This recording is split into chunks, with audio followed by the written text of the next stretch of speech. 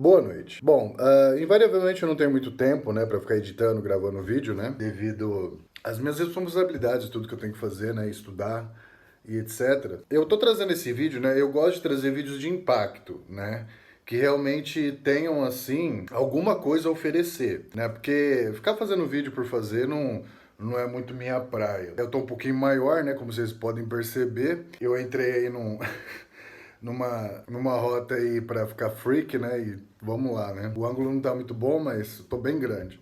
Bom, esse vídeo é sobre depressão, ansiedade e principalmente como você lida com questões de compulsão relacionada a tudo isso. Bom, primeiro eu tenho que caracterizar as coisas, né? Porque não adianta eu falar e você não sabe do que eu tô falando, né?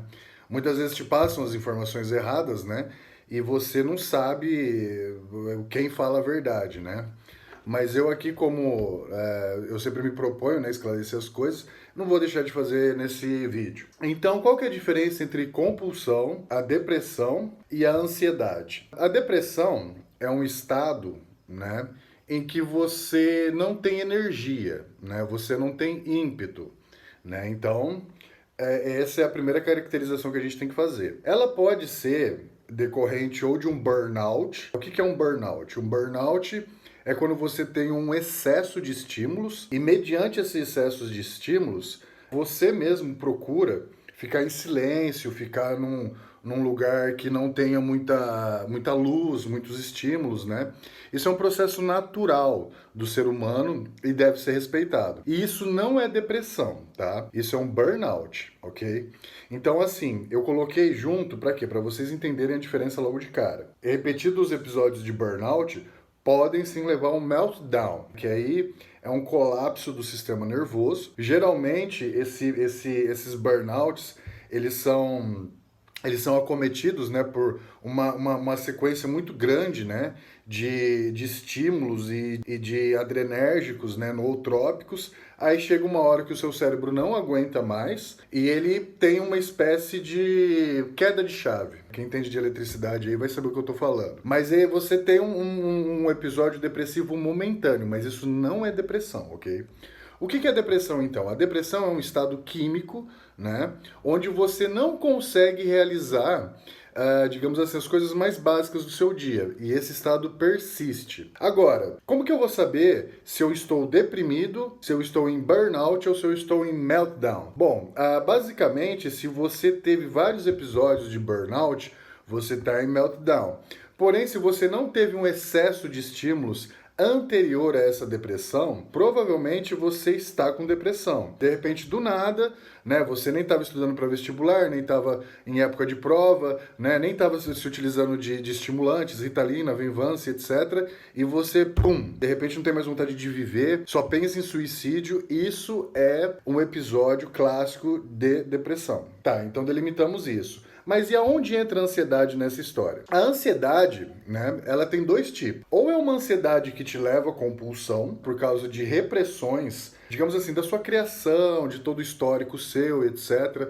Você, digamos, tem certas travas e certos conflitos internos e você tem que esvaziar isso do seu corpo de alguma maneira. É uma válvula de escape. Aqui eu vou ter que entrar numa coisa assim, que inclusive a academia recusou esse meu trabalho, né? Mas aqui eu tô no YouTube, eu posso falar. Existe um erro, e que é o erro, assim, crucial em relação à psiquiatria não dar conta das questões das comorbidades atuais. Eu vou fazer um parênteses aqui. Preste muita atenção no que eu vou falar, porque só eu falo isso, ok? Pra variar, né? Bom, a ONU, ela classifica o ser humano como biopsicossocial. Isso é um erro medonho. Por quê? Porque você teve, né, depois da Segunda Guerra, né, mesmo com a criação da ONU, todo o movimento no sentido de deixar a instituição laica. Então você não podia colocar lá que o ser humano é um ser biopsicoespiritual. Então eles colocaram, põe social aí. E não tem nada a ver isso. Por quê? Porque o social, ele excede. Ele é a interação do eu com o ambiente e com as outras pessoas, com as outras personalidades e com os estímulos que esse ambiente proporciona a esse indivíduo. Isso é social. Isso não é intrínseco ao ser humano.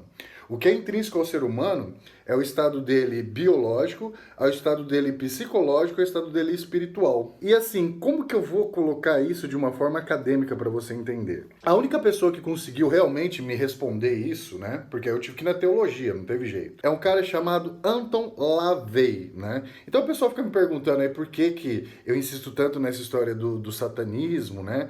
Por que eu fui atrás da Satan Church dos Estados Unidos? É justamente por isso. Porque a nível de id, tá? Aí agora eu tô bebendo em Freud, tá? Na psicanálise. A nível de id, nada explica o ser humano a não ser a espiritualidade. A espiritualidade de LaVey, que fique claro. Por quê? Porque LaVey, ele coloca de uma forma muito feliz que você tem que ter um equilíbrio entre os seus pecados, né? Que nada mais são do que necessidades básicas humanas, a nível de id. Bom, e como que funciona isso? Por exemplo, se você tem uma compulsão em relação à comida, clássico. Por que você tem essa compulsão em relação à comida? Porque isso é uma válvula de escape. Você tem ansiedade porque você fica se segurando em relação à gula, né? À sua compulsão alimentar. E aí, essa ansiedade vai te gerar um estado depressivo. Porque você não tem essa válvula de escape. Porque todo mundo fica martelando na sua cabeça que você não pode comer errado, que você comer errado, você comer errado, você comer. E você falar isso pra uma pessoa ansiosa, você só aumenta a ansiedade dela. Isso é óbvio, né? Então, o que você tem que fazer? É aí que Anton LaVey entra. Porque LaVey, ele diz que você combate um pecado com outro pecado. Antagônico ao objeto de mania, ao objeto de compulsão. Por exemplo, gula. Como que você vai combater a gula numa pessoa, né? Como que você vai lidar com a ansiedade dela gerada? Na verdade, não é a ansiedade que gera a gula, é não ter esse extravasamento pela gula que gera ansiedade, ao contrário. E a psiquiatria coloca de outra maneira também. Por isso que ela não responde essas questões. Então, como que funciona isso? Você tem gula, você trabalha a vaidade. É simples. Então, por exemplo, se a pessoa tá no estado maníaco ou compulsivo em relação à alimentação, você não vai falar para ela, olha, você não pode comer, tá? Porque de duas uma. Ou você vai aumentar a ansiedade dela, ou você vai gerar bulimia nela. Então você tem que falar o seguinte, olha, vamos tratar do seu corpo, vamos para uma academia, vamos trabalhar sua vaidade. E a vaidade, ela é um pecado antagônico à gula, entende? Então você equilibra o seu id, onde ele está desequilibrado, que é essa válvula de escape em relação à gula, você joga para a vaidade. O cristianismo coloca, LaVey também, né? Coloca 7 pecados capitais. Eu discordo disso. Na minha opinião, existem 8. Eu coloco o consumismo também como uma válvula de escape, né? Que lá entre os romanos não existia comércio, né? Não existia capitalismo, né? Então não dava para falar esses termos. Mas hoje você consegue. Então são 8, ok? Aí depois vocês veem isso e tentam fazer esses paralelos. Por exemplo, luxúria.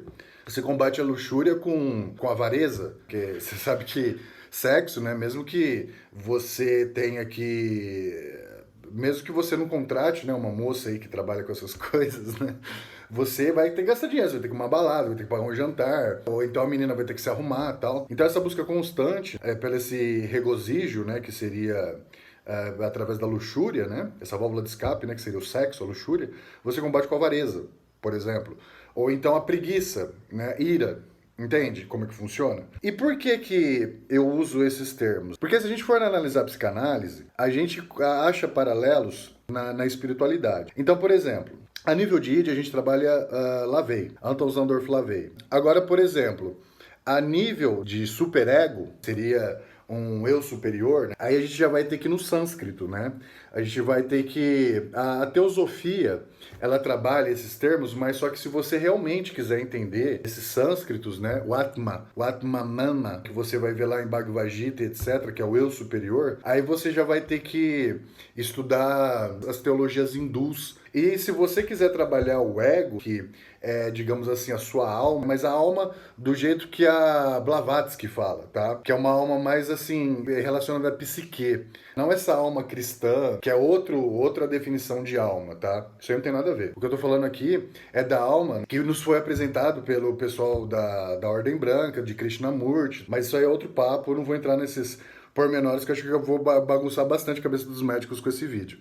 Mas continuando, é isso, entendeu? Não tem muito que fugir disso. tá? E assim, tá misturando muitas coisas. E na real, velho, na real mesmo, você que tem CRM ou que trabalha nessa área, eu acho que você já deve ter percebido que psiquiatria tá virando biqueira com CRM. Então, assim, estão entuchando um monte de coisa e ninguém tá muito assim sabendo pra que é. Eu já defendo há um bom tempo uma psiquiatria não alopática. Eu acho que não tem necessidade nenhuma de você estar tuchando tanto remédio tão cedo e assim, em crianças com espectro autista. Então a criança, assim, ela já tem um excesso de estímulo, tem episódios recorrentes de burnouts, e aí você vai lá e soca Venvance, soca Ritalina. E, na minha opinião, são dois remédios que não funcionam tão bem quanto a cocaína. É dicas de passagem, mas isso aí é outra história. Tanto quanto, se a gente for pegar as questões de ansiedade, mas a ansiedade que leva à compulsão, não a ansiedade por excesso de estímulo, muitas vezes é dado o remédio ao contrário. Você tem, assim, um excesso de estímulo, né? Então você toma uma coisa para levantar o humor. Aí você toma outra coisa para baixar o humor. E assim, num episódio aí que a pessoa erre ou que ela beba, né? Porque você sabe que o álcool, ele potencializa os remédios. Essa história de cortar efeito não tem nada a ver. Essa história é da carrocinha pra boi dormir.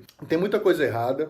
Tá? Se esse vídeo tiver um alcance legal e tiver um diálogo bacana, eu pretendo fazer mais vídeos em relação a isso. Isso aqui é só um introdutório, ok? E vamos pensar nesse sentido, gente, que primeiro, né, você tem que analisar o ser humano pelos seus espectros, né? Você não pode só pegar um problema, né, isolar um problema e tentar tratar esse problema, porque a psiquiatria, problemas, as comorbidades psiquiátricas que estão surgindo no contemporâneo, elas têm muito mais a ver com, assim, uma transdisciplinariedade que não é nem multiplicidade, não é nem multidisciplinar, ele é transdisciplinar. Você tem que puxar na psicanálise, você tem que puxar na farmacologia, você tem que puxar na teologia, senão a gente não vai dar conta das próximas comorbidades que estão surgindo, porque já está surgindo, e vocês nem resolveram essas. E a gente tem assim, uma geração doente, uma geração assim, que tá indo muito além das capacidades dela em relação à performance, e você tem assim sucessivos episódios de fracasso, né, com essa geração, porque assim, ela tá sendo mal conduzida, e não porque ela é incompetente, ok? Que isso fique bem claro. Porque eu nunca vi uma geração tão competente igual os millennials, que isso fique muito claro. Vocês estão falando borracha, e é um puxão de orelha para vocês mesmo entenderem que isso tem que ser posto na mesa e vamos conversar. Eu sou Bruno Romão e esse é o canal Iron Shape. Boa noite e acho que vocês estavam com saudade de mim, né? Paz.